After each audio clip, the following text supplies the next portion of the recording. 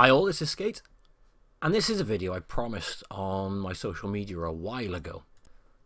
Now, aside from obviously playing the games, I enjoy, as a side hobby, building model scale tanks. And this mouse build is massive. It took me over 10 hours. But I've had to try and scale it down and time-lapse it into a reasonable video. So you can see it's going to be time-lapsed very fast, and I've had to cut an awful lot out. But you can see from this first time-lapse exactly how much stuff comes in this box.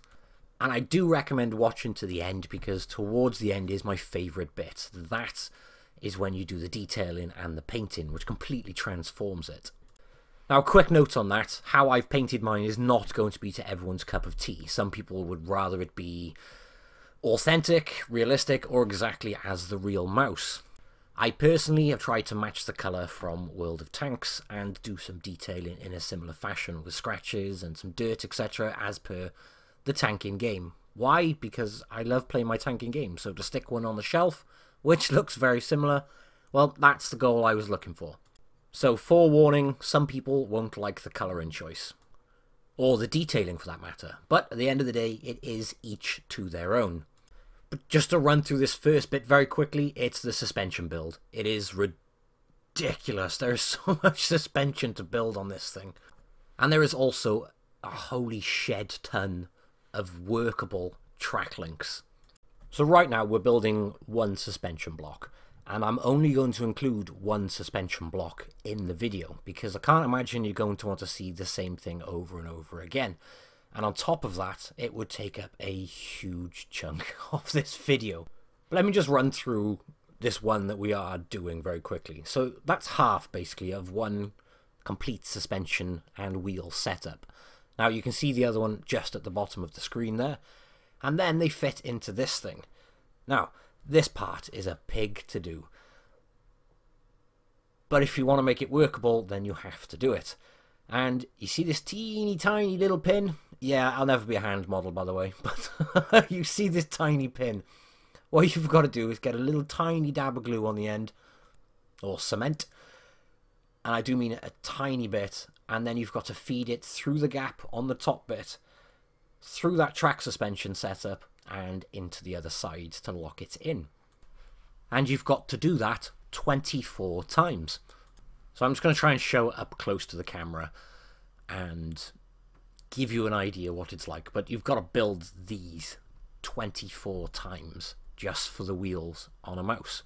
Moving on sharpishly, you've got the lower plates, which is basically one big block of plastic to which you stick obviously the rest of the build around it, and you can see all the wheel sets on the top right hand side now. And we're building up the plate, and as soon as we've built up that plate we can then start putting all the track sets on. Truth be told, this is my least favourite bit of the build, building all those wheels, because half of them you don't even see when it's fully built anyway. On top of that, it's incredibly repetitive. Now that we're past that stage, you'll see how quickly from this time lapse that it starts to build up and starts to shape like a mouse. And these are the parts I start to enjoy more, because you really start to add all the detailing, all the little extra bits, and you can just see the mouse build from that bit up. And I've never recorded a time-lapse video like this of my builds. I had over 40 gigabytes of recorded footage.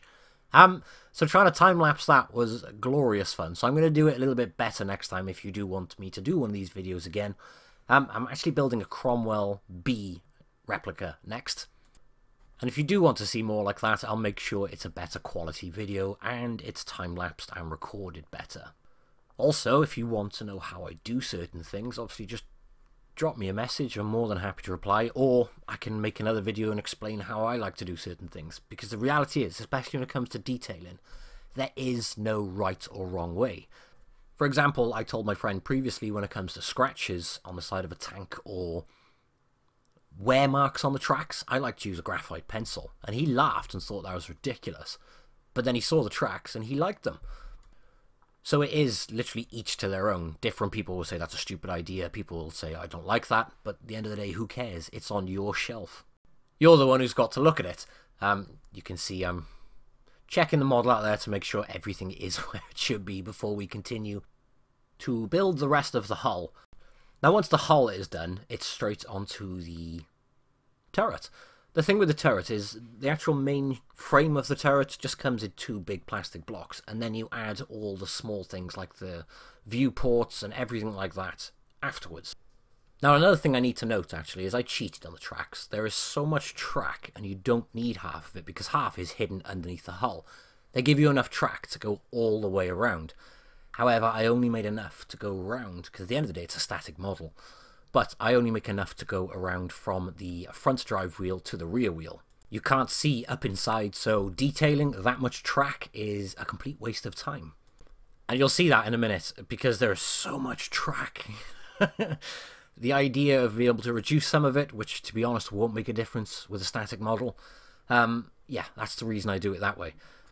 What I'm doing at the moment is just gently dragging the knife down the gun to try and get the burr off it, otherwise you end up with the joint basically appearing. So I put a bit of extra glue on the gun, and once you've got that bit of extra glue on, you can just scrape it off slowly, and it'll basically get rid of the burr lines, so it looks like a perfect circle then. And this is what I mean with the track. This is just half, remember. The other half you don't see. There is a crazy, crazy amount of track. But in a strange way, it was quite enjoyable to build. I don't think I could have spent another 2-3 hours building the rest of the track required, just so it could be hidden, and then spending another hour on top of that detailing the area which is hidden. No thank you. But then we're on to the painting stage. Now the painting, I'm going to shut up in a minute, and I'm going to put some music over it and just let it run. But like I said, I tried to pick a grey which matched the World of Tanks grey in-game. Technically, the grey they use is incorrect. However, I still wanted mine to match. Because when I hop into a game in my mouse, it looks very, very similar to the one I have on shelf. So, I'm going to shut up, put some music over the detailing part. Here it is before the detailing. And like I said, this won't be to everyone's cup of tea, but this is my favourite part because you get to add your own unique touch to it. You get to do your own thing. So, hope you enjoy.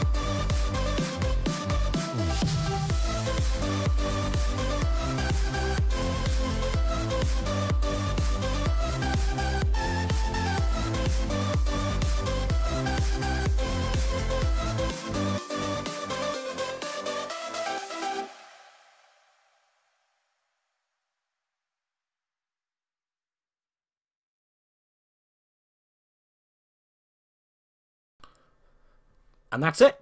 My mouse is pretty much finished. It's not perfect, but it's mine and I like it. And it now sits in the middle of my tank shelf, completely overshadowing the size on every single other tank up there. And like I said earlier, if I do one again, or if you guys want to see one again, I'll make sure it's edited and, well, actually more importantly, recorded much better, with a proper time lapse, so I don't need to cut as much stuff out. Anyway, thanks for watching, guys, and I will catch you in the next one. Bye-bye.